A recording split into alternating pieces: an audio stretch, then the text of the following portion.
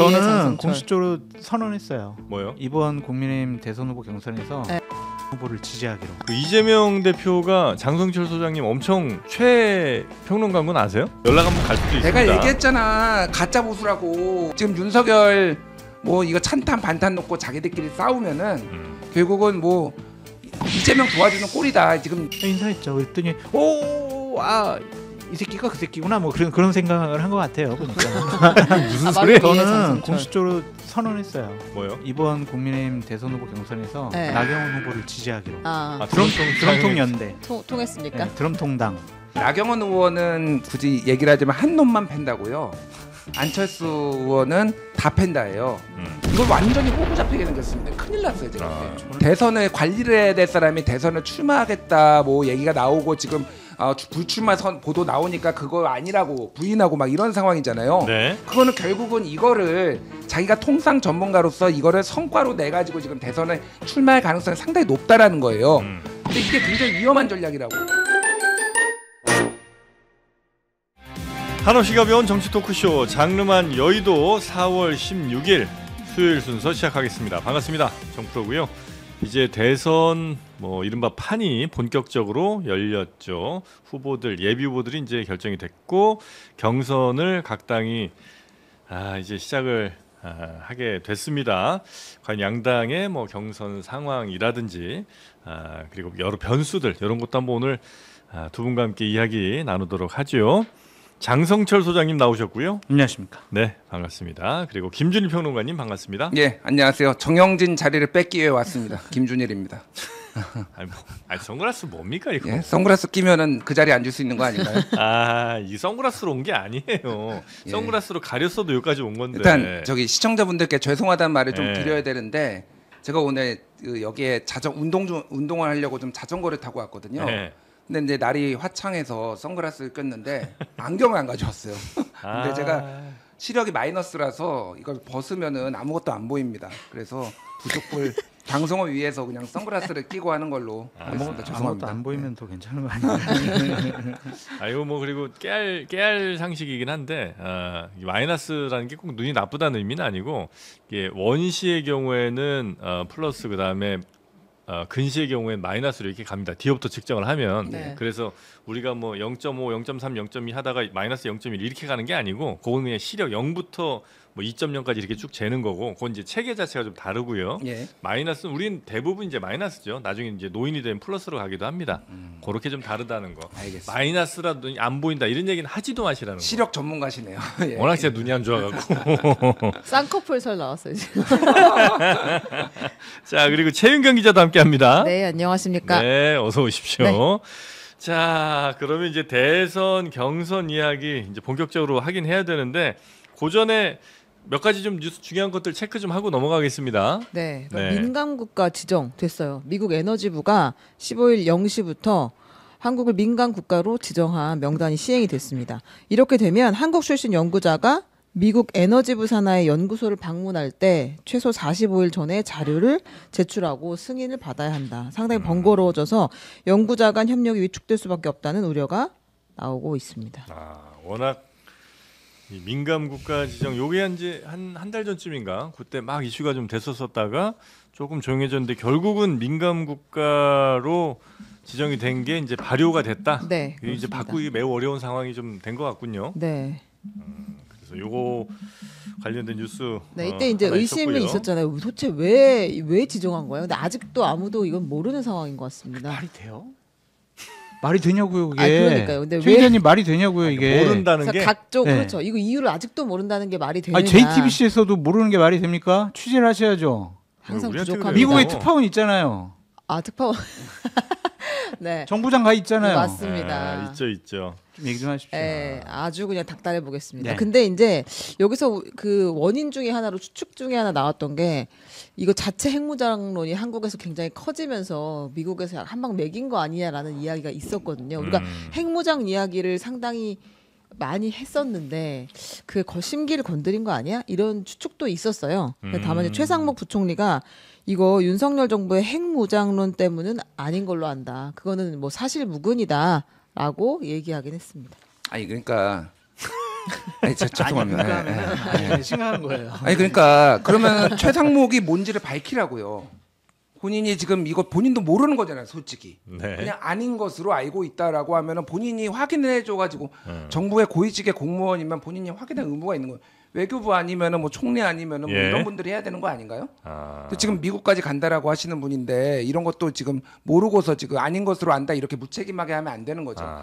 이게 지금 뭐 여러 가지 아까 얘기 나왔지만은 핵무장론이 영향을 줬을 수도 있고 근데 네. 핵무장론이 나온 거는 2023년 초예요. 그때 윤석열 대통령이 기자들하고 하고 인터뷰하고 막 그랬기 때문에 핵무장론 더하기 이제 비상계엄. 그런 게 미국한테 않겠냐. 통보도 안 하고 그러니까 쉽게 얘기하면 한국은 믿을 수 없는 국가다. 네. 이렇게 봤다라는 거 아니에요. 책임을 져야 되는 거예요. 그러니까 이게 굉장히 심각한 게 이게 그러니까 45일 전에 네. 외교 그 연구원들이 지금 신고를 하는 것도 하는 거지만은 그 기관들이 자체적으로 이 사람의 신원에 대해서 네. 일종의 보증을 서야 되는 거예요. 네네네네. 진짜 똑똑한 사람 아니면요 귀찮아서 그거 다 빼버립니다. 굳이 한국하고 협력해야 돼? 이 사람들 우리가 이렇게 감시까지 받아야 돼 이게 정부기관에? 그러면서 다 빼버려요 그냥. 네. 그러니까 지금 이거는 굉장히 심각한 문제인데 굉장히 안이하게 보고 있다 지금 이 사람들이. 우리 정부가 너무 안이하게 보고 있다. 근데 이제 제가 몰랐는데 우리 출연자분들이 저를 볼 때 이런 느낌이었겠군요. 아 그래요? 화가 네. 나네요. 아니 우리 김준희 평론가 지금 보니까 뭔 얘기를 해도 뭐 잘 들리지도 않고 일단 신뢰가 안 가. 아, 선글라스가 이런 네. 효과가 있었네. 저는 맨인 블랙 두 분하고 방송하는 것 같아요. 와, 저도 어떻게든 빨리 나는 좀 외계인이야. 치료를 좀 하겠습니다. 와. 자, 그리고 다음 어떤 뉴스 아니, 있었죠? 중요한 얘기했는데 지금 갑자기 선글라스 얘기를 하셔가지고. 예, 민감국가지죠. 예. 그리고 이제 관세 협상 어떻게 해야 되는 것인가. 네. 일본에서 이제 먼저 미국이랑 협상을 한다고 했는데 이거 우리는 지금 바로 시작하는 것이 맞는가? 네. 시간을 좀 더 버는 것이 맞는가? 모르기 때문에 넘어가겠습니다. 네, 아니, 그럼 지금 근데 네. 요거는 제가 좀 말씀드리면은 대부분의 통상 전문가들은 예를 들면은 뭐 장하준 교수도 그렇고 여러 명의 대부분의 사람들은 이거 서두르면 안 된다라는 거가 중론이에요. 왜 그러냐면은 트럼프가 상호 관세를 다 전 국가에 매겼다가 지금 90일간 유예를 했잖아요. 네. 그리고 중국하고 초점을 맞추고 있잖아요. 그러니까 미국 국채 금리가 오르면 중국이 국채를 팔았다는 썰이 있고 그러다 보니까 미국 국채 금리가 올라가다 보니까 트럼프가 지금은 위험하다라고 판단을 한 거예요.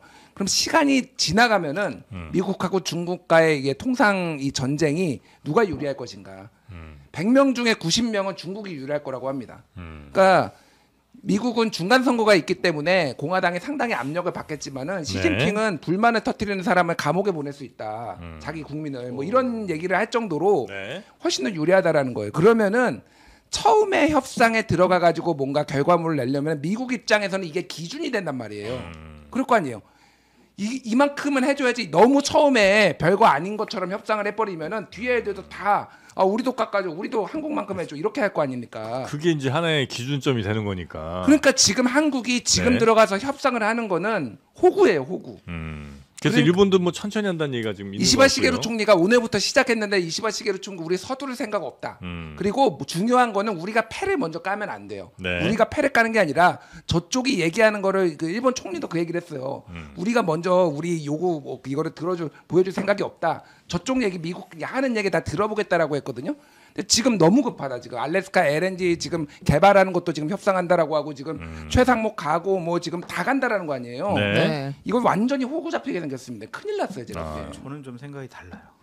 그러니까 협상을 하는 것이 무슨 결론을 내리려고 하는 것이 아니라 미국이 구체적으로 무엇을 요구하는지 우리가 알아야 될 거 아니에요. 네. 그래서 여기서는 결론을 내지 않고 미국의 요구 사항들을 우리가 잘 정리를 해가지고 이제 한 50여일 후에 출범하는 새로운 정권에 네. 그냥 여러 가지 정보 사항들 그동안 계획 세웠던 것들을 넘기면 되는 것이 아니냐. 근데 사람이 이렇게 다 바뀔 거 아니에요. 네. 그래서 지금 이제 정리해서 뭐 이렇게 하는 게 좋겠네요. 뭐 이렇게 해서 넘겨준들 사람이 다 바뀌면 그것도 좀 애매한 거 아니 아닙니까? 그러니까 미국 측의 예. 요구 사항들은 우리가 정리할 수 있잖아요. 만나서 얘기를 들어보면. 예.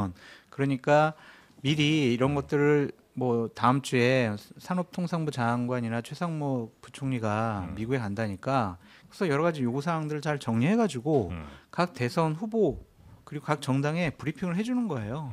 그래가지고 이상한 공약을 내세워 가지고 네. 나중에 이제 새로운 정권 출범했을 때 빌미를 잡히는 것이 아니라 정말 정밀하게 국익 앞에서 통상 문제와 관련해서는 지금 뭐 국민의힘 민주당 따로 없이 힘을 하나로 합쳐야 된다. 그런 차원에서 동향 파악, 저쪽의 의도 파악, 협상 내용 이런 것들을 쭉 정리하는 그런 단계면은 굳이 뭐 비판할 이유가 있을까? 아니 그런 그러니까 생각이 들어요. 그건 아직 모르는 상황인데 제가 왜 이렇게 세게 얘기를 하냐면은 한덕수 권한대행의 지금 거취 문제와 이게 직접적인 관련이 있잖아요. 그러니까 지금 대선을 관리를 해야 될 사람이 대선을 출마하겠다 뭐 얘기가 나오고 지금 불출마 보도 나오니까 그거 아니라고 부인하고 막 이런 상황이잖아요. 네. 그거는 결국은 이거를 자기가 통상 전문가로서 이거를 성과로 내 가지고 지금 대선에 출마할 가능성이 상당히 높다라는 거예요.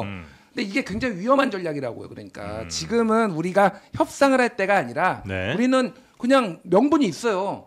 새 정부 들어설 때까지 우리는 지금 협상을 할 수가 없는 상황이다. 국민적 동의 선출된 권력이 아니고 국민적 동의를 지금 얻지 못한 상황이다라는 거를 얘기를 하고 그러면은 무슨 얘기하는지 들어는 보겠다. 뭐 요 정도인데 지금 지금 얘기하는 거 최상목이나 한덕수나 지금 다 얘기하는 거는 지금 뿌리를 뽑겠다라는 거잖아요. 지금 알래스카 LNG 받아오면서 자동차 관세 지금 유예하겠다 이런 전략 지금 이미 언론 보도로 다 나왔거든요. 네. 이런 식으로 협상하는 게 어디 있습니까? 이거 굉장히 위험한 거다. 네. 그러면은 안 될 것 같고요. 어쨌든 새로운 정권이 들어서 가지고 어떤 정통성을 갖고 새롭게 협상을 하는 그런 기반을 마련해 주는 차원의 미국 출장이라든지 협상이라면 그 정도는 할 수 있지만 김준일 평론가님 말씀하신 것처럼 자기네들이 이거를 하나의 성과로 내세워 가지고 자 한덕수 통상 전문가 야 미국과 협상할 수 있는 사람은 한덕수다. 한덕수 대망론 띄우기 위한 수단으로 이런 걸 이용하면 안 될 거다. 근데 네. 안 하겠지 설마 그러겠어요.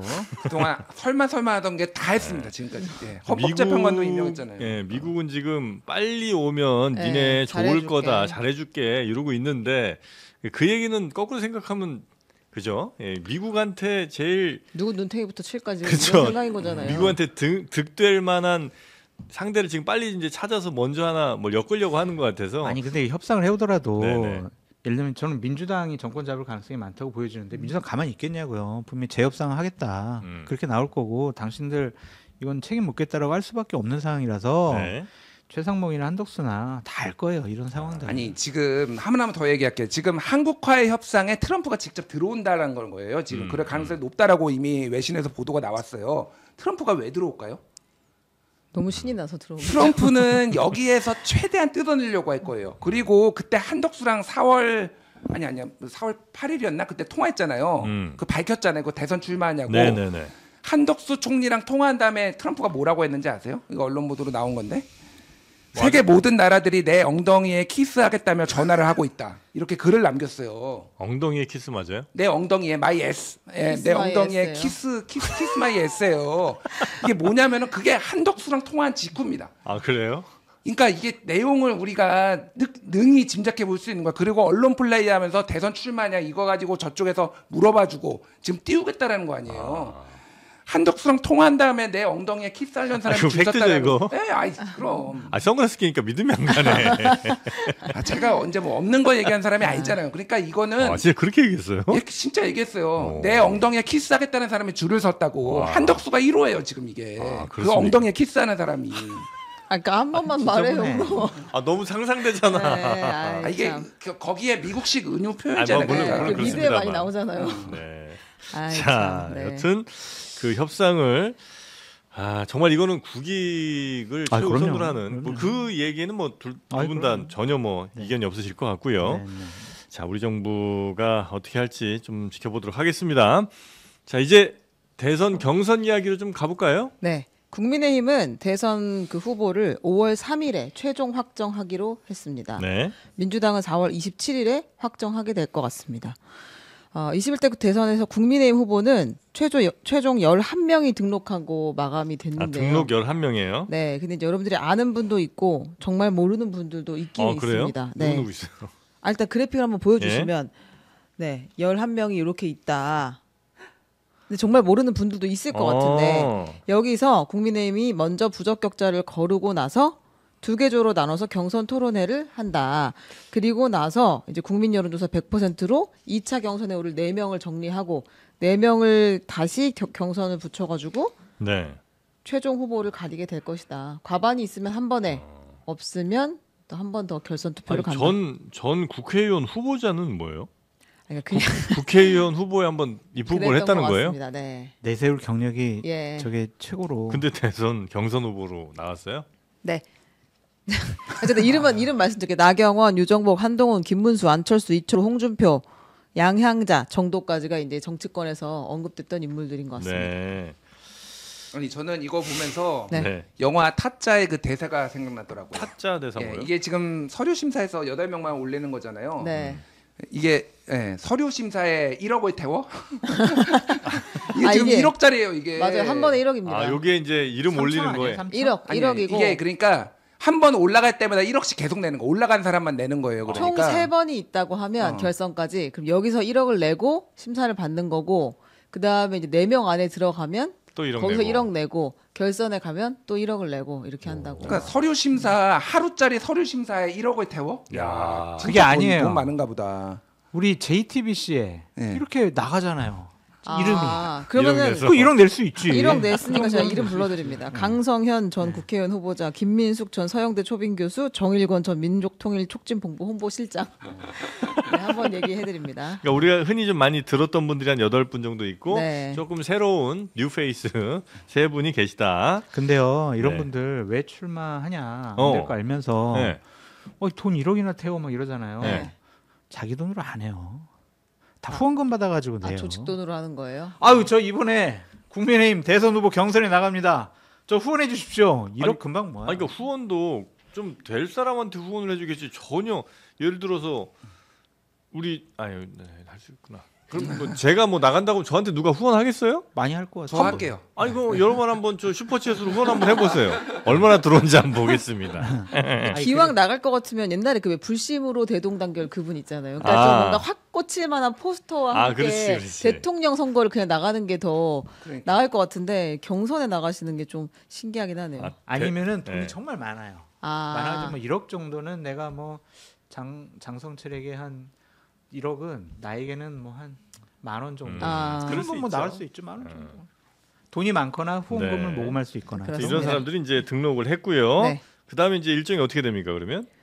일정은 그냥 기다리시면 됩니다. 여러분 네. 전화가 오면 받으시면 되고 네? 관심이 있으시면 등록을 그러니까 뭐 당원이시면 투표를 하시면 되는 거니까. 네. 아, 최종으로는 뭐 의미가 있다라고 생각지 않으시는 것 아니, 같아요. 일정 말씀에. 자체가 네. 브리핑하고 나면 한 귀로 듣고 한 귀로 나가더라고요. 오. 그렇게 하지 말고 그냥 누가 유력한가 이야기를 해보는 게 더 지금 중요할 것 같아서. 중요한 건 다음 주 화요일에 네. 이제 4명이 정해져요. 그것만 아시면 다음 돼요. 주 화요일? 예, 22일 날. 예, 예. 요 이제 화요일에 그럼 후보 토론회 이런 것들은 하긴 하죠. 네, 토론회가 있습니다. 주도권 토론회도 한다고 했고 1대1 네. 토론도 한다고 했으니까 그 국민의힘 경선에서 토론 횟수는 또 많고 좀 붐업이 될 것 같아요, 그걸로. 네. 네. 민주당은요. 민주당이요? 일정으로 바로 넘어갑니까? 네, 민주당. 네. 아니, 민주당 일정도 뭐 중요하죠. 중요한데. 아니 그게 아니라 그게 아니라 네. 저 민주당은 3분 나오죠. 예, 3명이 나옵니다. 3분 나오고. 이재명, 김경수, 김두관 후보 세 네, 명이 네. 등록을 해서 네. 3파전이 치러지게 되고요. 민주당은 이제 순회 경선을 하기로 했어요. 그래서 이제 충청, 영남, 호남, 그다음에 수도권, 강원, 제주 이렇게 한꺼번에 해서 알겠습니다. 4번 돌기로 했습니다. 네. 자, 그럼 이제 핵심이 국민의힘 같은 경우에는 4등까지 그러니까 그 4명의 후보 올라오는 게 요게 이제 제일 1차적인 관문일 거 아니에요. 네, 그렇습니다. 거기에 이제 제일 유력한 분이라고 하는 게 일단 3강으로 꼽히는 게 네, 김문수, 홍준표, 홍준표, 한동훈 한동훈. 이 세 후보고 지금 4등을 누가 하느냐가 아주 네. 치열하게 붙어 있는 상황인 것 같습니다. 유력한 분이 안철수, 나경원 두 네. 분의 이름이 일단 나오고는 있어요. 안철수, 나경원 두 분 중에 한 분이 4등으로 올라가지 않겠냐는 이제 아직까지는 전망 전망이. 같은 게 좀 있다는 네. 거고요. 그래서 4등으로 가기 위해서 뭐 각자 뭔가 전략들을 지금 쓰고 있을 거 아닙니까? 네. 이건 장 소장님이 잘 알고 계실 텐데 뭘 알아요? 4등 전략. 그러니까 나경원, 안철수 두 후보는 한동훈 때리기에 나섰어요. 그렇죠. 네. 왜 때려요? 그러니까 그걸 왜 때리는지는 좀 이따 설명을 들어볼게요. 네. 나경원 후보 뭐라고 했냐면 어제는 이제 드럼통과 함께 출마 선언을 했는데 아유. 오늘은 그건 내 저작권 받아야 되는. 아 맞아. 저희도 드럼통 하면 장성철만 그쵸. 생각납니다. 아 맞네. 아, 그래서 TV의 저는 장성철. 공식적으로 선언했어요. 뭐요? 이번 국민의힘 대선 후보 경선에서 네. 나경원 후보를 지지하기로. 아, 드럼통 드럼통 연대, 통했습니까? 네, 드럼통당 같이 한번 만들어 보려고. 아니, 그 사진은 도대체 어떻게 찍은 거예요? 아니 일단 나경원 후보는 한동훈 대표를 지금 한동훈 전 대표를 네. 공격하고 있어요. 한동훈 대표가 결국은 민주당의 내란몰이 탄핵 부분에 있어서 공조를 해준 덕이 많이 있지 않습니까?라고 하면서 한동훈 대표가 가만 보면 공감 능력이 좀 부족한 건 아닌지 모르겠어요. 이렇게 이야기를 하면서 한동훈 공격에 탄핵에 대해서도 성격 규정을 내란몰이 탄핵 이렇게 이제 나경원 의원 쪽은 이게 규정을 한 거군요. 네, 나경원 그렇습니다. 의원이 한동훈 전 대표를 두드러 패는 거는 두 가지 이유가 있다고 봐요. 하나는 개인적인 감정. 아 맞아 예전에 네. 두드려 맞았잖아. 지난번 당 대표 선거에 아 맞아 나와가지고 맞아. 그때 뭐 거의 거의 그렇죠. 뭐 울컥 많이 했잖아요. 아니, 당신 것만 공소 취하해달라 그런 거 어, 맞다고. 공개해가지고, 네, 아. 네, 네, 뭐 이래가지고 싸웠잖아요. 똑바로 말하세요. 뭐 네. 이거 기억이 나네요. 그래서 지금 나경원 전 대표 같은 경우에는 네. 한동훈에게 당 대표 자리를 뺏겼다고 생각해요. 아. 그래가지고 원한이 가득 차 있습니다. 보복 음. 심리가 강해요. 네. 그런 게 있는 거고 또 하나는 구도상 보면은 일단은 찬탄파 반탄파 이렇게 나눌 수가 있잖아요. 국민의힘 지지층만 대상으로 일단은 경선을 하잖아요. 당원들하고. 그러면은 그분들은 일단 윤석열 억울해, 윤석열 안타까워, 탄핵 이거 잘못된 거 아니야? 라고 생각하는 분들의 비율이 높아요. 네. 그러니까 그분들 표를 가져와야 음. 나경원 후보가 4등 안에 들 수 있다라고 근데 전략적인 처음에는 판단을 그냥 국민 여론조사잖아요. 네. 그게 그것도 국민의힘 지지층이에요. 그 국민의 지지층만을 그러니까 상대로 해요? 국민의힘 지지층과 무당층. 아 그러니까 민주당 지지하진 않는 사람들. 어디 지지해요? 그럼 저 민주당이 그러면 아 죄송해요 끊어요. 또 네, 그렇죠. 이러는 그러니까 거예요. 국민의힘 지지해요, 혹은 네. 지지당장 없어요. 네. 뭐 이렇게 이제 네. 가면 할 수 있는 거죠. 네, 네. 네. 그렇게 해서 나경원 의원은 개인적인 원한도 좀 있고 원한과 이제 전략적인 판단. 그러게 섞여서 이제 한동훈 전 대표를 공격을 하고 있다. 네. 안철수 후보도 마찬가지입니다. 오늘 페이스북에 어제 무슨 글을 올렸냐면 한동훈 전 대표는 이재명에게 가장 큰 선물입니다. 검사 출신 한동훈 전 대표가 우리 당 대선 후보가 되어선 절대 안 됩니다. 한동훈 전 대표의 출마는 그는 이재명 대표에게 가장 쉬운 상대입니다. 이렇게 이야기하면서 한동훈 전 대표를 공격했어요. 안철수 같은 경우에는 찬탄파라고 볼 수가 있잖아요. 그럼 네. 한동훈 대표랑 지지층이 겹쳐요. 그러니까 국민의힘 지지층에서도 야 비상계엄 잘못됐고 저런 말도 안 되는 비상계엄을 한 윤석열 대통령은 탄핵돼야지라고 생각하는 네. 합리적인 저 같은 그런 사람들도 있거든요. 그러니까 거기서 표를 뺏어와야 되는데 한동훈과 겹치니까 네. 한동훈은 찬탄파긴 하지만은 윤석열 대통령과 같은 검사 출신이야. 윤석열 정권의 2인자야. 그러니까 저 사람 믿지 말고 저에게 표를 주세요. 네. 그런 전략적인 판단이 있는 것 같아요. 근데 이거는 지금 나경원 의원은 굳이 얘기를 하자면 한 놈만 팬다고요. 안철수 의원은 다 팬다예요. 방금 전에 이제 오늘 올린 내용은 페이스북에 올린 거는 안철수 의원이 올린 건 뭐냐면은 국민의힘에 필요한 건 반성이다 지금. 그리고 윤석열 옹호한 사람들이 책임을 느껴야 된다라고 해가지고 사실상 홍준표, 김문수 이런 사람 저격한 거거든요. 네. 그러니까 전방위적으로 나만 지금 그런 흠결이 없다. 검사도 아니고 나는 탄핵도 찬성을 했고 중도 확장성도 있고 그래서 좀 모두까기 스타일이라면 안철수는 나경원 의원은 얘기했다시피 개인적 원한, 뭐 당대표를 뺏겼다 뭐 등등등을 해가지고 앞으로도 그리고 이제 윤석열 강성 지지층, 윤석열 지지층들은 한동훈 진짜 싫어하거든요. 맞아요. 그렇기 때문에 그들에게 소구하기 위해서 계속 이제 한동훈만 팰 거다 앞으로. 야, 근데 어떻게 참 신기해요. 그러니까 한때는 막 그 브로맨스 뭐 이러면서 두 사람을 엄청 또 그 지지하셨던 분들이 좋아했잖아요. 그러다가 한 사람 완전히 이제 원수가 된 거 아니에요. 지지하시는 분들도 그렇게 생각하신다는 게 갑자기 이렇게 바뀐다는 게 와 참 어떻게 이렇게 마음이 자주 휙휙 바뀔까 하는 그러니까 생각이 이제 좀 듭니다. 한동훈을 좋아했던 분들 중에 일부는 네. 윤석열 대통령의 2인자였으니까 그러니까 좋아하는 거였지. 윤석열 대통령을 배반했으니까 나는 이제 한동훈 싫어. 그렇게 생각하는 사람들도 있고 한동훈 대표를 그냥 맹목적으로 좋아하는 분들도 있더라고요. 어제 이제 한동훈 대표 저 실물로 처음 봤거든요. 어제? 아. 네, 네. 아, 그래요? 방송 이렇게 하다가 대기실에서 이렇게 잠깐 봤는데 상당히 이제 호감도가 높은 분이더라고요. 장성철 소장님에게 호감도가 아, 그러니까 이렇게 딱 거예요? 봤을 때는 네. 이렇게 외모적으로 아, 보니까 호감형이다? 상당히 아. 호감도가 높고 그 1층에는 이렇게 뭐 중년의 남녀분들이 우리 한동훈 좀 잘 좀 해주세요 장 소장님 막 이렇게 그래서 응원도 하시더라고요. 아, 그래요? 그래서 그런 거 보니까 어느 정도 팬덤층도 있고 참 정치하는 데 있어서는 상당히 좀 효과적인 장점을 갖고 있다. 근데 이제 약점들이 있잖아요. 국회의원도 한 번도 안 해봤다. 그리고 검사 출신이다. 윤석열 정권의 2인자로서 상당히 오랫동안 권력을 누렸다. 그런 것들을 어떻게 뚫고 나갈 수 있을까? 인사는 하셨어요? 인사했죠. 그랬더니 이 새끼가 그 새끼구나 뭐 그런 생각을 한 것 같아요. 보니까. 무슨 소리예요 말로만 듣던 그 그게? 새끼 얘기하는 거예요. 아니 뭐 저는 아니 제가 그 새끼라고 해도 최 기자님까지 그 새끼라고 하면 아니, 어떡해요. 그렇게 말씀하시니까. 예. 아니 너무 맛있네. 오늘 그 조선일보 칼럼 하나가 눈에 띄더라고요. 네. 민주당이 보수를 가장 두려워할 때 뭐 이런 네. 제목이에요. 그래서 정우상 논설위원이 쓴 건데 네. 그럼 민주당이 언제 긴장감을 느꼈느냐? 그러면 예를 들면 이준석 의원이 예전에 이제 당 대표 선거 나왔을 때 대구에서 박근혜 탄핵에 넘는다고 했을 때, 그리고 유승민이 2015년에 기득권과 재벌의 편이 아니라 고통받는 서민의 편에 서겠다고 했을 때, 뭐 이런 등등등이거든요.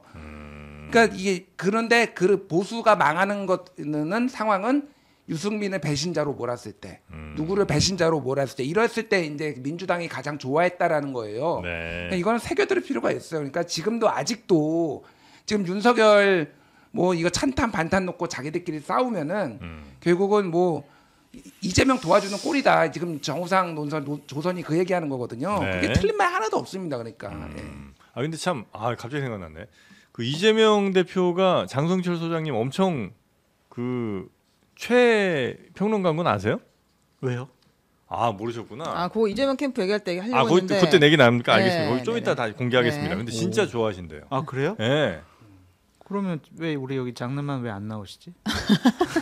연락 한번 갈 수도 있습니다. 내가 얘기했잖아. 가짜 보수라고. 그러니까 장성철 영입설이 한때 돌아가지고 네. 이재명 캠프. 참칭 보수야. 가짜 보수. 그때 저한테 얘기하셨어요. 사람도 있을 때. 같이 하자. 아니 합류해서. 거기 한 100여 명 이렇게 앉아 네. 계시는데 장성철 소장님을 우리가 영입하려고 그럽니다. 그래서 아. 저는 정치 안 합니다. 그렇게 얘기를 했죠. 하여튼 뭐 연락 이따 다시 한번 갈 수 있으니까. 네. 그 얘기는 좀 이따 하고 지금 국민의힘의 그 오세훈 서울시장이 이제 경선에 그러니까 불출마. 대선 포기 네. 하면서 요 오세훈을 지지하는 분들의 마음을 얻기 위한 경쟁이 굉장히 치열해졌다고요? 네, 그렇습니다. 홍준표 그 후보가 어제 제일 먼저 오세훈 시장을 만났어요.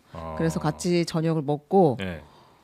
이렇게 브리핑을 했습니다. 오세훈 시장이 공약집과 관련 자료가 담긴 USB를 건네면서 꼭 성공해달라라고 당부를 했다. 홍준표 시장한테 전 시장한테 오세훈 시장이 USB를 주면서 네. 난 대통령이 되면 이런 걸 하려고 했습니다. 홍 시장님이 잘 좀 이걸 좀 뜻을 좀 이어주십시오. 이렇게 했다고요? 뭐 그 워딩까지는 모르겠습니다. 일단 브리핑은 홍준표 후보 측에서 김대식 의원이 한 거니까 예. 뭐 약간 이제 긍정적으로 얘기를 했을 수는 있을 것 같은데 제일 먼저 만났다. 그리고 오늘 다른 후보들도 줄 지어서 이제 맞아요. 오세훈 시장을 만나기로 했습니다. 김문수, 나경원, 안철수 후보 다.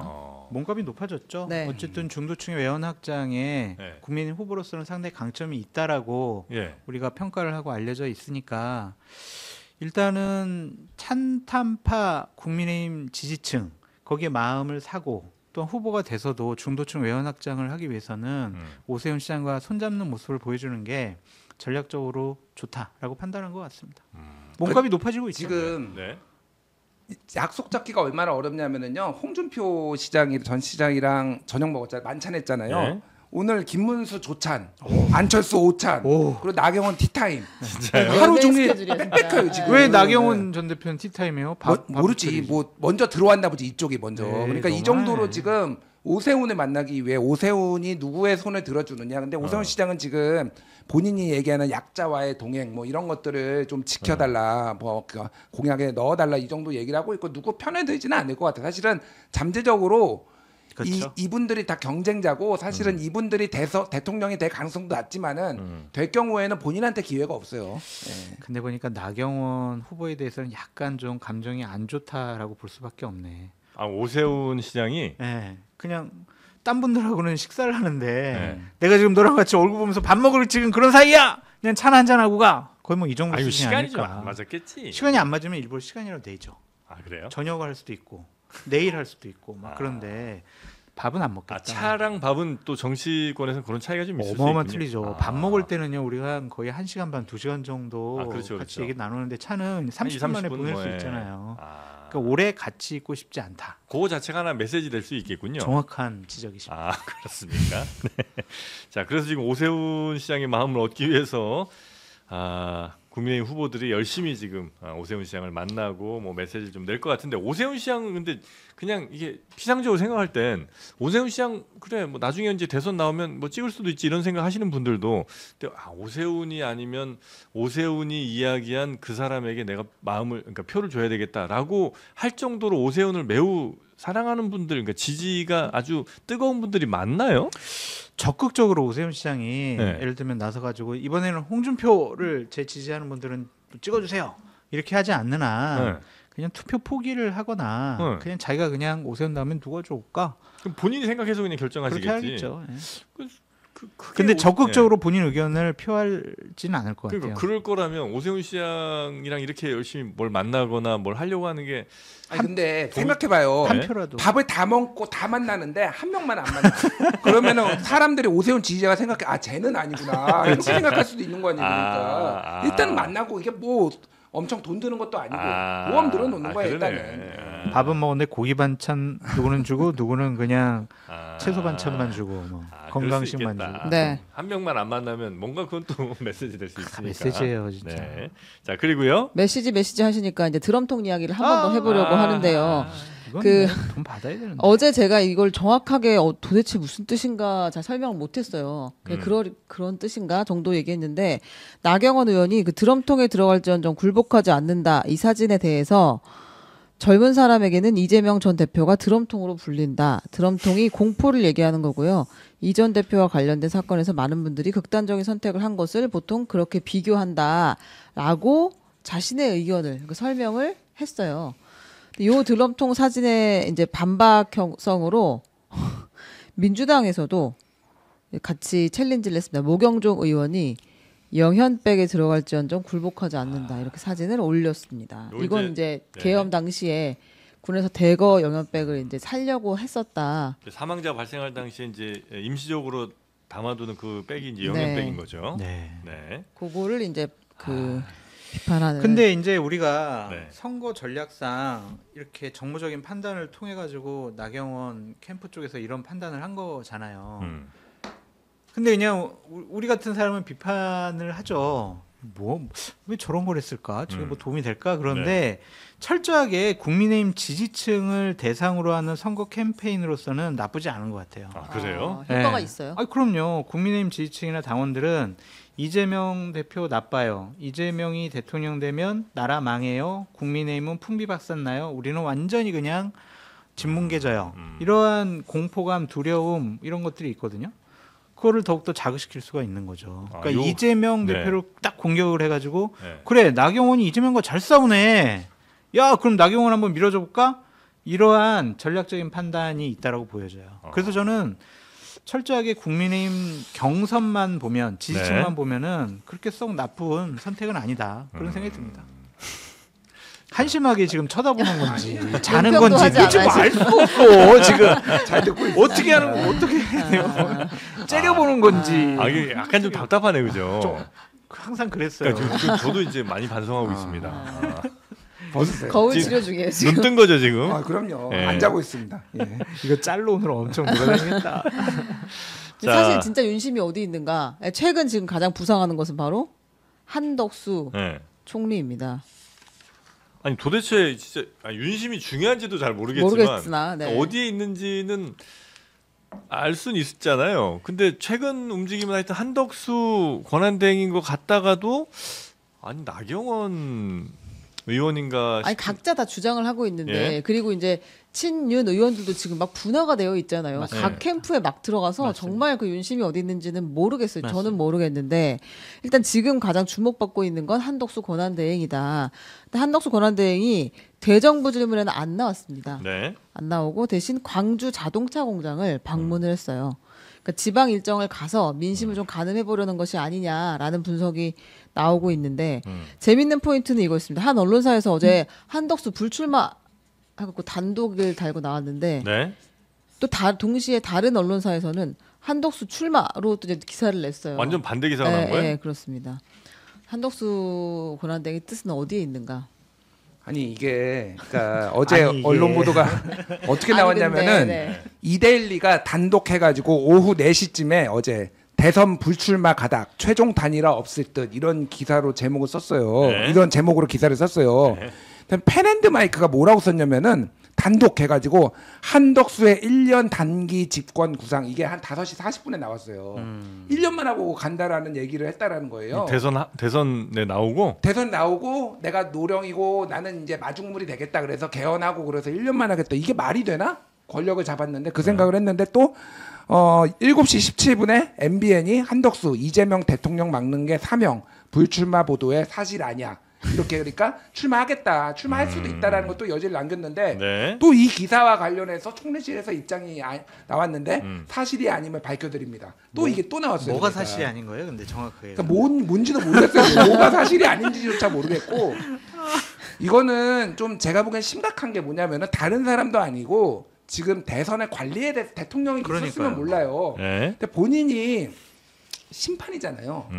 심판 옷을 입고 막 레슬링 경기 같은 거 막 중계하는데 갑자기 심판 옷을 쫙 벗으니까 레슬링복이 나와. 레슬링복이 나온 거야. 그래서 막 목을 막 치는 거야. 이제 달려들어가지고 이렇게 이게 뭐 WWE도 아니고 이게 뭐 하는 짓이냐. 나가면 나간다. 빨리 안 나가면 안 나간다. 빨리 결정을 해주는 게 국가를 위해서도 본인을 위해서도 국민을 위해서 다 좋은 일이다. 제가 정확히 합니다. 네. 아, 요 부분은 정리해 네. 주시죠. 네. 한덕수 권한대행은 대선 출마 안 하고 싶어합니다. 아, 본인은 본인은 안 하고 안 싶어하는데 하면 되죠, 그러면. 주위에 둘러싸고 있는 네. 분들, 참모들, 네. 그리고 대통령실의 일부 관계자, 네. 대통령의 마음의 한 30%. 네. 이 정도는 한덕수가 출마해야 되라고 생각을 하고 있어요. 왜요? 예? 왜? 왜냐고요? 그거 얘기하자면 긴데. 아니, 그거 해봐. 그게 핵심 같아요. 그러니까 오늘. 이제 네. 윤핵관 중에 일부는 네. 한덕수 권한대행은 네. 정치를 오래 안 할 사람이다. 그래서 대선 후보가 됐다. 국민은 대선 후보가 됐다. 보수파의 대선 후보가 됐다. 대선에서 졌다. 정치를 안 할 사람이잖아요. 네. 그러면은 당내 주도권을 그냥 계속 자기네들이 가져갈 수가 있는 거예요. 한덕수는 사라지고. 네. 근데 홍준표나 한동훈이나 나경원이나 이런 분들은 국민의 후보가 됐어. 그랬는데 대선에 떨어졌어. 근데 이분들은 그 이후에 있을 전당대회 나서 당권 잡을 생각을 분명히 하거든요. 그러면 자기네 주도권을 놓칠 수가 있다라고 생각을 해서 가장 만만하고 말 잘 들을 사람을 생각을 한 거죠. 처음에는 김문수를 픽했는데 네. 김문수 후보 같은 경우에는 자기네들끼리 검증을 해보니까 구설수도 좀 오를 만한 많은 말들을 말실수도 하셨고 워낙 많았고. 또한 여러 가지 좀 나이가 좀 많이 들으셔가지고 과연 대선에 나갈 준비를 제대로 했을까, TV 토론 잘할 수 있을까, 막 그런 걱정들. 그러니까 TV 토론 한번 해보면은 지지율이 푹 꺼질 거다라는 게 여의도에 지금 관측하고 있는 그래요? 상황이거든요. 그래서 그러면은 여기서 홍준표나 아니면 김문수나 누가 되면 외곽에 있는 한덕수랑 단일화 해가지고 국민의힘은 그냥 누군가 대선 후보가 주도권을 행사하지 못하도록 하려고 하는 그런 생각이 많이 있는 것 같고 네. 진짜로 한덕수가 나가면은 이긴다고 생각하는 사람들도 일부 있는 것 같아요. 그러니까 이번에 윤석열, 이재명 이게 주어가 돼가지고 대선을 치르면은 보수 우파는 대선 못 치른다. 프레임을 바꿔야 된다. 통상 문제, 무역 문제, 관세 문제, 대미 관계 이거로 프레임을 전환을 해야 우리가 경제와 외교로 잡으면 잘하면 이길 수 있다. 그렇죠. 그 프레임을 바꾸자. 네. 거기에 제일 적임자 누구냐? 한덕수다. 그러니까 한번 해보자. 네. 이렇게 나와 있는 건데 본인은 내가 이거 뭐 지금 하는 게 맞나 안 맞나 막 이렇게 고민하고 국민의힘에 친한 전직 당대표, 전직 원내대표에게는 전화를 해가지고 나 출마 안 할 테니까 자꾸 뭐 연판장 돌린다라든지 지지선언 나오다라든지 이런 거 좀 하지 못하게 해달라고 네네네. 그렇게 좀 누르고 있다는 거예요. 오히려? 네.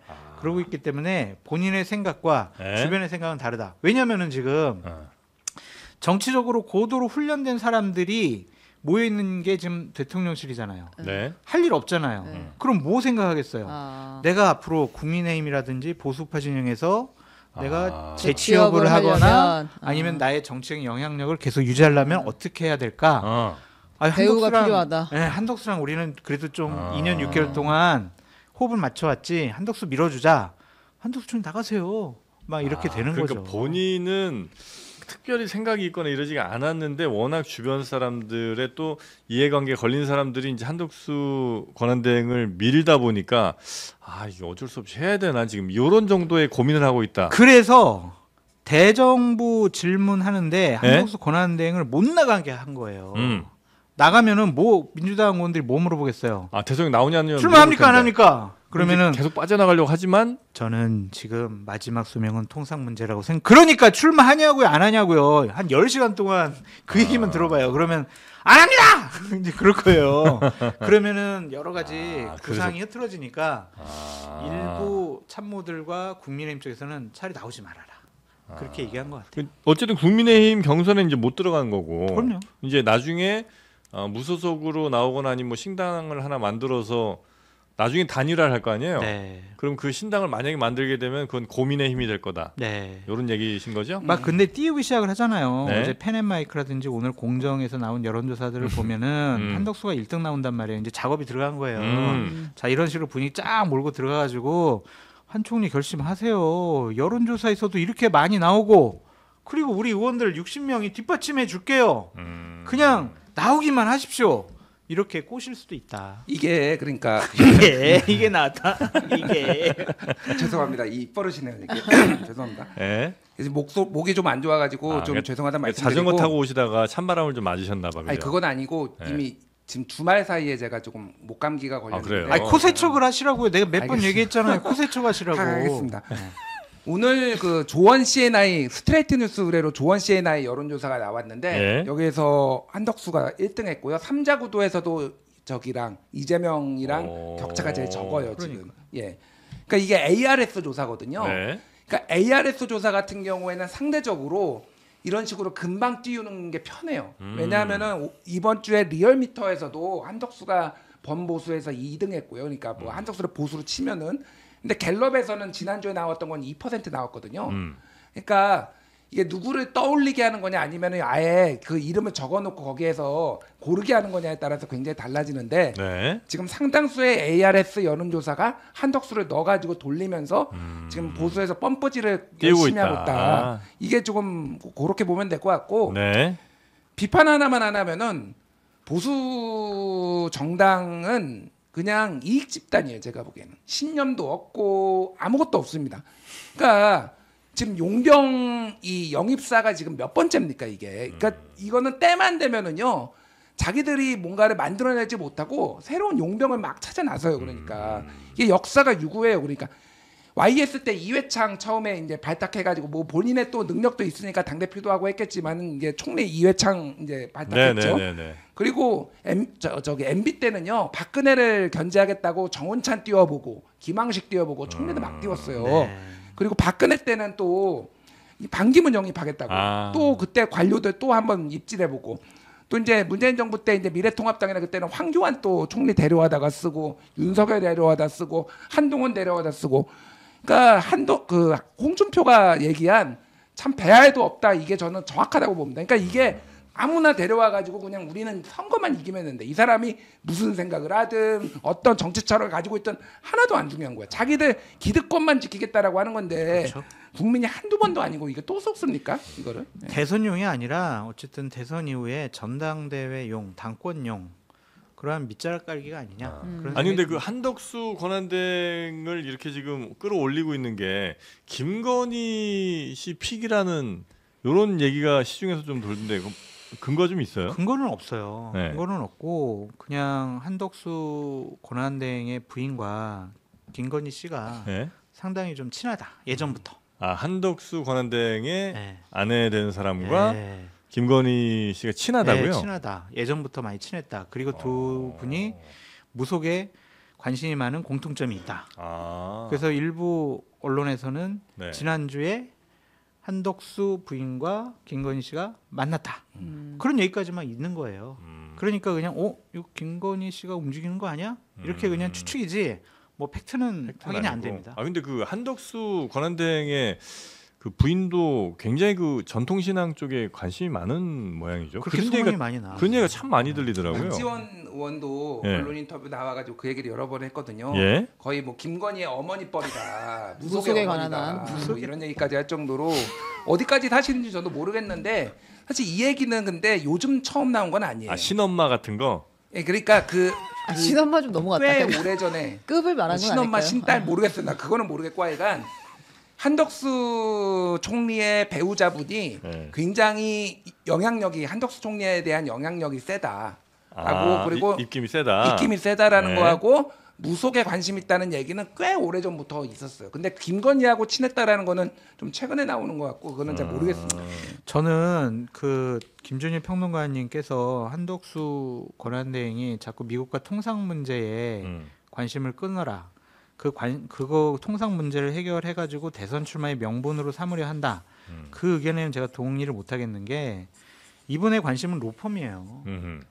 통상 문제하고 트럼프랑 통화하고 미국의 정부에 있는 사람들하고 막 인간관계 다 터놓고 결국에는 저 대선 관리 열심히 잘했고 안녕 그러고 로펌 갈 거예요. 또요? 그래서 이제 몸값 1,000억. 1,000억? 그렇게 부를 수 있죠. 아니 근데 그 많은 돈 다 어떻게 하려고 그렇게 벌려고 하는 거예요? 그 전에도 많이 벌었잖아요. 우리에게는 그분이 가진 현재 재산이 그 많은 돈이라고 생각을 하지만 그분에게는 요거밖에 안 되나? 이렇게 생각할 수가 있죠. 근데 그게 이제 막 뭐 진짜 사회에 환원하시려고 그렇게 하는 걸까요? 아니면 우리가 막 자식이 한 20명 된다 그러면 걱정이 될 수는 있는데 또 그것도 아니니까. 100세 시대에 앞으로 한 20년은 더 살으셔야 되니까. 그러니까 저는 돈에 욕심이 많다고 좀 그렇게도 생각이 들어요. 그래요. 그럼 다시 그럼 김현장 가시면 되는 거 아니에요? 트럼프랑 통화해본 사람 있어?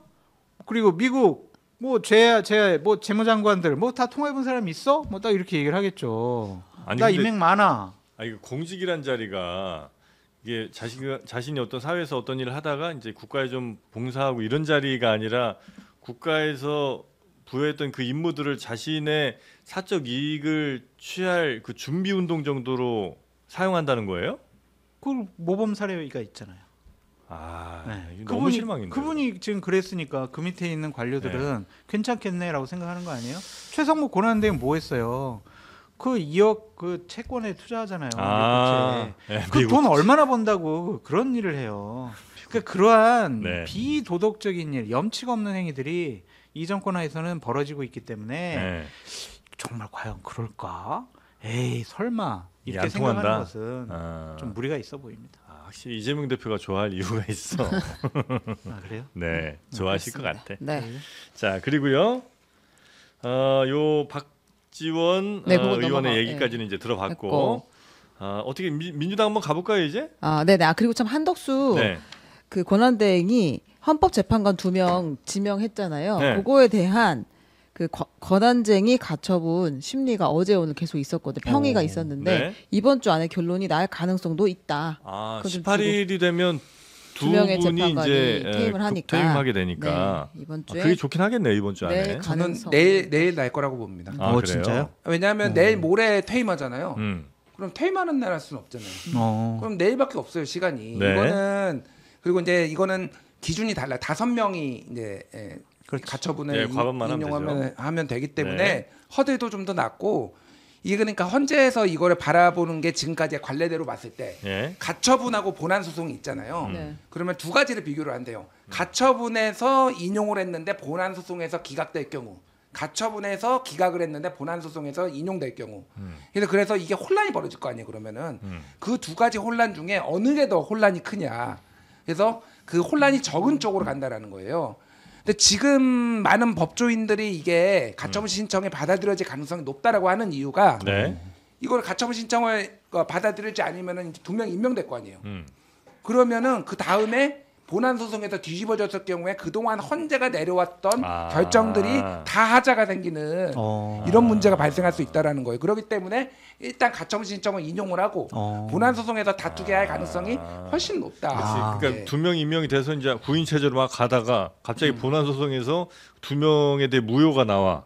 그럼 이제 진짜 멘붕이 온다는 거죠. 그러니까 헌재의 권위에도 손상이 가는 거예요. 그렇죠, 그러면은. 그렇죠. 그러니까 그리고- 차라리 네. 가처분 좀 인용을 해서 일단 7명 체제로 가다가 뭐 나중에 본안에서 뭐 다시 2명 오케이 하는 게 맞아 이렇게 되면 이제 그렇게 가면 되는데. 예, 예. 뭐 하여간 뭐 그게 더 안전할 거라고 뭐 그럴 수 헌재가 있겠네요. 그럴 가능성이 높다. 예. 좀 네. 기다려 보겠습니다. 아니, 저는 솔직히 좀 이해가 안 네. 가는 게 국회에서나 민주당은 국회 추천 몫인 헌법재판관은 대통령 권한대행 보고 임명하라 그러고 대통령이 임명할 몫은 임명하지 말라 그러고 이율 위반적이 아니냐 그런 생각이 드는데 장어가 참 맛있게 생겼네요. 아, 장어 벌써 왔어요? 안 아니, 돼. 그 얘기 아직 먼저 안 돼. 해야 안 돼. 됩니다. 아, 네, 이거 네. 갓김치도 있고 네, 아직 안 역시 돼. 최 기자님 안 돼, 안 돼. 짱이다. 안 이 됩니다. 얘기 먼저 해보겠습니다. 네. 민주당은 4월 27일에 최종 후보를 확정하기로 했는데 안 봐도 순회 돼요. 경선을 하고요. 뭘 봐요? 이거. 아 그럼 이제 요 얘기를 보려고요. 보지 마. 뭘 봐. 안 봐도 돼요. 아니, 그래도 이제 왔다 갔다 열심히 하시니까 자 들어봅니다. 그리고 이재명 그 전 대표 이재명 후보가 어제 유튜브 채널에 노무현 재단 유튜브 채널에 아, 출연을 했어요. 그러면서 네. 사실상 검찰 개혁을 암시하는 듯한 발언을 했는데 요거 한번 들어보겠습니다. 기소하기 위해서 수사하게 허용해서는 안 된다. 수사와 기소를 분리를 해야 돼요. 그러니까 수사기관끼리도 서로 견제해야 돼요. 독점하면 안 돼요. 저는 공수처를 대폭 강화할 생각이거든요. 지금 이제 뭐 공수처 무용론도 좀 나오곤 있는데 오히려 공수처 기능을 더 강화해서 검찰을 견제하는 그래서 수사와 기소를 좀 더 확실히 분리하는 쪽으로 가겠다. 네. 이런 게 이제 이재명 대표의 생각이다. 네, 그런 게 이제 어제 인터뷰 내용 중에 좀 있었고요. 이런 검찰 개혁 관련된 얘기는 근데 전부터 민주당이 좀 강조를 했던 얘기긴 하죠. 근데 저 검찰 어떻게 그만두겠어요? 가만두겠냐고요. 음. 그러니까 검찰은 권력의 눈치 보지 않고 권력자들에게는 보다 더 엄격한 네. 이 사법의 잣대를 들이대야 되는데 윤석열 정권의 검찰은 권력 눈치 보면서 권력자에게는 칼이 무뎌졌잖아요. 공정하지도 않은 그 검찰 가만둘 수는 없잖아요. 당연히 개혁을 해야죠. 그래서 공수처를 강화한다라는 부분에 대해서는 여러 가지 논란이 있겠지만 저는 기본적으로 검찰이 기소 독점권을 갖고 무소불위의 권력을 행사하는 것은 분명히 좀 조정을 하고 견제 기능, 경쟁할 네. 수 있는 그러한 기관은 필요하다 그런 생각이 듭니다. 그러니까 이 공수처를 가지고 논란이 있었던 게 이게 문재인 정부의 검찰개혁 작품이잖아요. 네. 그러니까 이게 약간 친명들 사이에서 약간의 이견이 있었어요. 그래서 아예 우리 그 친문 쪽에 그러니까 문재인 쪽의 작품이니까 아예 공수처를 논란도 많으니 없애자라는 의견도 일부 나왔는데 이재명 대표는 검찰을 지금 신뢰할 수 없다라고 본 거죠. 그러니까 더 강화를 하겠다. 저는 그래서 아예 공수처를 진짜 없애버리든지 아니면은 하려면은 힘을 제대로 힘을 실어줘야 된다. 왜냐하면은 그렇지. 1년에 수천 건씩 지금 고발이 들어오는데 처리를 할 수가 없어요. 제대로 된 검사들을 그러니까 공수처 검사들을 뽑아서 네. 할 수 있게 해야 된다라는 생각이 들고 또 하나는 검찰 개혁에 또 중요한 게 뭐냐면은 직급이 검찰이 너무 높아요. 맞아요. 왜냐하면은 지검장들이 다 차관급이거든요. 맞아요. 지검장들이 예, 지검장들이 뭐 중앙지검장, 동부지검장 뭐 있잖아요. 지검장들이 다 차관급이에요. 거의 의전을 그렇게 받습니다 본인들. 네, 네. 제가 보기에는 이건 일개지청에 불과한데 그래서 이 직급을 싹 낮춰야 된다. 그러니까 검찰총장이 그러니까 본인이 장관이라고 생각하는 거예요. 그러니까 밑에 애들이 지검장들이 차관인데 맞아. 아니 검찰 새로 예. 새로 부임 하나 했는 젊은 검사들도 자기를 되게 높은 사람으로 생각을 많이 하는 것 같더라고요. 뭐 옛날에 영감님이라고 다 그러니까, 불렀는데 그 위에가 이렇게 높다고 생각하니까 그 밑에도 다 아니 이게 높은 걸로 이 부분이 생각하는 있어요. 거지. 고시를 보면 5급으로 채용되잖아요. 예. 근데 사법 시험 예전에 그 합격을 하면은 3급이에요. 검사는 4급 대우, 그다음에 판사는 3급 대우 3급. 이렇게 가죠. 하여튼 4급 3급. 네. 급수가 높다라고. 그러니까 그것도 좀 문제예요. 3급 아닌가? 나 3급으로 알고 저 있는데. 검사 4급으로 알고 있었는데 이건 네. 뭐 확인해 보겠습니다. 내기합시다. 되자마자 4급, 3급 뭐 이렇게 대우를 네. 해준다는 거 아니에요? 그럼 다른 사람들보다 5년 10년 앞서 나가는 거잖아요. 아유, 뭔데? 아니 근데 이거 네, 이재명 대표의 검찰 개혁안을 비롯한 이야기는 또 이제 추후에 다시 그래요. 나눠봐야 될 것 같아요. 왜냐하면 그래요. 이게 이렇게 간단한 문제는 또 아니라서 공수처의 네. 힘을 싣겠다로 다 또 해결되는 문제는 아니니까 차차 얘기를 해 보면 될 것 같고 네. 하나 꼭 전달을 해야 될 내용이 있습니다. 음. 그 대통령실에 그 안가 회동 멤버들에 이어서 대통령실 관계자들이 계엄 이후에 무더기로 휴대전화를 교체한 사실이 확인이 됐습니다. 강일구 대통령 비서실의 부속실장, 이 강일구 부속실장이 그 대통령 계엄 당시에 계엄 선포 당일에 국무위원들에게 대통령실로 오라라고 그러니까 소집 명령을 한 연락을 돌린 사람이고 현장에서 비상계엄 선포문을 나눠준 걸로 알려진 사람인데 네. 탄핵안이 가결된 다음에 휴대전화를 교체했고 그 보름 후에 검찰 조사를 깡통폰을 들고 가서 받았다. 라는 이야기. 그리고 김태효 안보실 1차장, 네네. 홍철호 정무수석, 이도훈 홍보수석, 최진웅 메시지 비서관, 이기정 의정 비서관, 윤재순 총무비서관 등등도 많게는 3차례까지 휴대전화를 줄줄이 교체를 했다. 아니 그 3번을 바꿨다고요? 예, 원래 기기로 갔다가 뭐 새 기기로 갔다 다시 뭐 간 경우도 있고 뭐 그렇습니다. 네. 이 사람들이 보면은 네. 저랑 이제 연락처를 서로 갖고 있는 사람들도 있잖아요. 네. 예. 텔레그램 나갔다가 다 텔레그램 들어오죠. 들어왔다가 네. 뭐 그러더라고. 그래서 아이고 참 용 쓰는구나. 바지런히. 아니 그 그렇게 바꾼 생각했어요. 날짜들을 보니까 대체로 12월 뭐 5일, 12일, 13일, 16일, 뭐 20일. 그러니까 그 비상계엄 이후 한 2, 3주 안에 엄청 바꿨어요. 네, 이게 그렇습니다. 비서관급 뭐 수석급 아니라 네. 하여튼 행정관급들도 거의 다 많이 바꿨어요. 다 거의 다 많이. 그럼 다 증거인멸 아닌가? 뭐 아니 아직 노후화돼 가지고 바꾼 거죠. 하필이면 그때 그때 하필이면 임기가 한 그때. 2년 정도 아니, 됐어요. 저는- 네, 떨어뜨려 가지고 금 가고 막 이래 가지고. 계엄 때 이분들은 너무 놀라서요. 이분들은 뭐 제가 옹호라는 건 아니고 이해는 가요. 근데 뭘? 류일임 방심위원장은 왜 바꾸는 거야 도대체? 아. 거기도 지금 여러 번 바꿨어요 휴대전화를 지금. 취미인가 보죠. 개인 스타일. 아, 그것까지 뭐라고 그래요? 거기는 정부기관도 아니거든요 방심위원장은. 예. 근데 계속 바꾸는 게 뭔가 그러면 용산에서 오다 받은 거 아니야? 막 이런 생각이 들 수밖에 없죠. 자, 하여튼 휴대전화 자주 바꿉니다. 뭔가 이상한 거예요. 휴대전화. 네, 이거 바꿀 때는 이제 인터넷 비교는 꼭 한번 상담해 보시고요. 네, 자, 그리고 이 또 증거 어떤- 인멸로 나중에 문제가 될 수 있을 것 같은데. 그러니까. 아니 저도 사실은 예전에 2021년도 6월달에 엑스파일 딱 하고 제일 먼저 한 게 옆에 마트 가가지고 휴대폰부터 바꿨어. 그래서 이들의 마음을 내가 이해가 된다니까. 왜 그러는지 네, 꼭 계엄에 이해가 직접 돼요. 관여하지 않았더라도 혹시나. 일단은 바꾸고 시작한다는 거예요. 털리면은 뭐 이상한 게 나올 수밖에 없잖아요. 대신 핸드폰은 갖고는 있죠. 버렸어요 다. 왜냐면 정호성 비서관이 예전에 쓰던 휴대폰 계속 집에 쌓아놓고 있다가 다 그거 털렸어요. 그게 걸려가지고 싹 막 털리고. 최순실하고 녹음 나고 해가지고 아. 그러기엔 탄핵의 트리거가 됐잖아요. 버려야 돼요. 가슴 아픈 얘기 힘드신데 네. 장어 드시고. 쓸데없는 소리 하지 말라는 얘기. 네. 네. 자, 일단 뭐 드시면서 네. 마지막 뉴스 하나만 더 전해드리겠습니다. 일단 그 김성훈 경호차장이 네. 내부의 사의를 표명한 것으로 전해졌습니다. 뭐 연판장 압박 때문이다라는 얘기도 있고 네. 아니면 다른 뭐 취업을 한 것 같다라는 뭐 이야기도 있고 뭐 내부 증거인멸이 끝난 거 아니냐라는 지금 의혹도 있는데요. 어쨌든 이번 달 말까지 하고 그만두겠다라고 본인이 의사를 표현했다고 합니다. 김성훈 차장이 참 그 논란의 인물이긴 한데 이제 증거인멸 다 했나 보죠. 뭐. 그런 거예요? 네, 그렇게 봐야지 뭐. 이제 할 거 다 갑자기 왜 했고 그러겠어요? 깔끔하게 다 청소된 거 확인했으니까 이제는 네. 그만둬도 되겠다. 네. 그럼 그동안 그렇게 윤석열 노래를 하면서 붙어 있었던 이유는 그 자신 혹은 뭐 자신이 관련된 그 여러 일들에 대한 증거들을 샥 그렇죠. 청소하는 정리하는 시간이 필요했던 네, 거다. 이제 깔끔하게 정리됐다고 본인 판단할 것 같아요. 아니 정리가 아직 남아 있으니까 이달 말에 말까지 나가는 한다겠다. 말까지 하는 거죠. 그러니까 몇 개는 굵직굵직한 거는 다 정리를 했고. 했는데 아직 몇 개가 좀 미심쩍은 부분이 있어서 남은 기간 동안 2주 동안 열심히 들여다보고 다 인멸하고 나가겠다 이렇게. 더블 봅니까? 체크하고.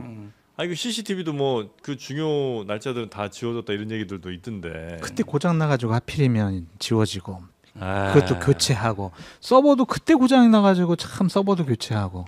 근데 이렇게 하필이면. 그만두게 하면 저는 안 되는 것 같아요. 그러니까 파면을 하게 되면 연금에도 영향이 있는데 본인이 사표 내고 나면 어쨌든 받을 수 있는 대우를 다 받는 거잖아요. 뭐 모르신 증거 말이에요. 인멸은 또 다른 뭐 문제이기도 한데 하고 싶은 대로 다 하고 나가는 거 같아요. 근데 이제 재직 중에 잘못된 일 가지고 기소를 받고 처벌을 받으면 금고 이상 받으면은 네. 공무원 연금 이런 것도 제한이 있어요. 그러니까 보시죠. 뭐 어차피 조사받고 기소받고 재판을 받아야 될 기소는 뿐인 거는 맞는 거 뭐 같아요. 당연히 뭐 네, 그럴 네. 것 같고요. 그렇죠.